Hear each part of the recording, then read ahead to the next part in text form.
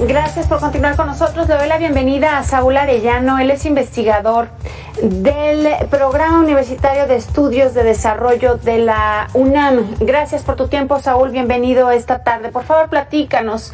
Ustedes que están allí en la academia observando estos fenómenos que suceden con las comunidades indígenas, ¿hacia dónde vamos con ellos? ¿Qué es lo que deberíamos de estar haciendo para ayudarlos? Gracias por la invitación, Alejandra. Fíjate que estamos muy cerca de la conmemoración de los 30 años del levantamiento zapatista. Esto es bien importante recordarlo, porque si algo demandaban los pueblos indígenas en ese momento, particularmente el EZLN en Chiapas, era generar un quiebre definitivo en las condiciones de desigualdad, de pobreza, de marginación, de atraso, que son ancestrales, que son históricas, que son sistémicas y estructurales, y que no hemos podido avanzar mucho en nuestro país. En 2020 se llevó a cabo la última medición de la pobreza en México. Estamos a unos cuantos días de que el Coneval dé a conocer la nueva medición de la pobreza para el año 2022. Pero en la del 2020, lo que vimos es que prácticamente 78 de cada 100 personas indígenas vivían en condiciones de pobreza multidimensional. Y si pensamos en las niñas y en los niños indígenas, Alejandra, lo que nos encontramos es que prácticamente 9 de cada 10 niñas y niños indígenas se encuentran en condiciones de pobreza. Es decir, en este país la pobreza tiene rostro indígena y rostro de infancia al mismo tiempo.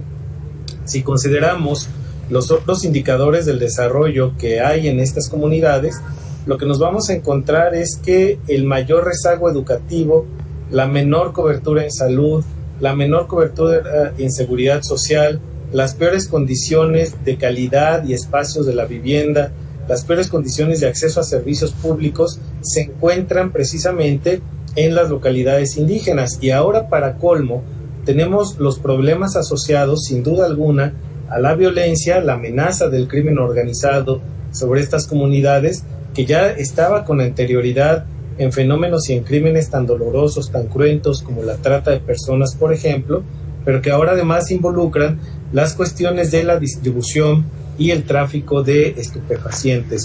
A esto hay que agregarle también que no tenemos una política de garantía de derechos, por ejemplo, la garantía o el derecho de la protección de la lengua materna, no tenemos la garantía adecuada de la protección de sus territorios, de lo que implica en términos de medio ambiente y los servicios ambientales de las comunidades y pueblos indígenas, y se nos olvida que la mayoría de las reservas ecológicas y la mayoría de la reserva del agua limpia que tenemos para consumo humano en México se encuentra precisamente en ejidos, en comunidades y pueblos indígenas, de tal forma que tenemos saldos históricos, pero también problemas contemporáneos muy grandes que es urgente resolver, porque de otro modo el país va siguiendo estas brechas en las cuales tenemos indicadores como Nuevo León, de un país semejante, de una región semejante a un país de Europa del Centro, por ejemplo, y comunidades en Guerrero, en Chihuahua, incluso en la Sierra Tarahumara, donde los indicadores son similares a los de los países pobres de África. Esas son las brechas, esas son las magnitudes de las desigualdades que mantenemos en el país. Oye, Saúl, ¿y qué hacer para...? A ver, porque la caridad, pues sí, pero no es, digamos, una situación que vaya a ayudarlos con el problema de raíz. ¿Qué es lo que podemos hacer desde ustedes, desde la academia, pero nosotros desde el tema de la comunicación, en fin, cómo se te ocurre que podemos embonar todo y de alguna manera ayudar a estas comunidades que tanto lo necesitan? Mira, me parece que debemos, como sociedad civil, medios de comunicación, avanzar primero en la exigencia, por ejemplo, del cumplimiento de los acuerdos de San Andrés. Uno de los principales compromisos que hizo el presidente de la República cuando estaba en campaña en esta materia era que precisamente iba a llevar a cabo la reforma constitucional que hace falta para elevar a rango constitucional estos acuerdos que siguen vigentes y que se firmaron justamente en el levantamiento zapatista. Ahora bien, esto no incluye Chiapas. Los acuerdos de San Andrés incluyen a todas las comunidades y pueblos indígenas. ¿Y qué implican, Alejandra? Bueno, implican una nueva política pública en la que haya una nueva relación del Estado mexicano con estos pueblos, garantía, insisto, de sus territorios, garantía de educación, salud, alimentación, vivienda, todos los servicios que se les ha negado. Me parece que lo que deberíamos estar debatiendo en el país es justamente cómo vamos a hacer para romper los ciclos de la desigualdad. Si hay un ámbito en el cual, por ejemplo, el ingreso entre mujeres y hombres es altísimo, es precisamente en los pueblos y comunidades indígenas.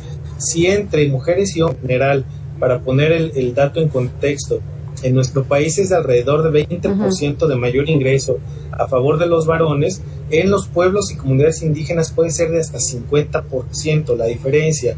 Esto lleva necesariamente a un quiebre en las condiciones de justicia, dignidad e igualdad, y me parece que lo que deberíamos estar haciendo es que el debate, o mejor dicho, que este tema se ponga al centro del debate de las políticas públicas, que no basta con las políticas de distribución de recursos que, como ha informado el INEGI, llevaron, por ejemplo, a que se elevara mucho el ingreso en las comunidades más pobres del país, pero que esto no llegó necesariamente a los más pobres de los pobres. Y lo otro, el costo que estamos pagando por esa distribución de recursos que se llevó a monetario líquido de entrega directa, pues está siendo a costo del desabasto de medicinas, de la falta de equipamiento en hospitales, de la falta de ampliación de la cobertura en seguridad social. Es decir, perdón por decirlo de manera tan clara, pero en una cobija que es muy corta, muy chiquita, pues simplemente la jalamos, destapamos un lado y tapamos otro. Ese juego no podemos seguirlo teniendo.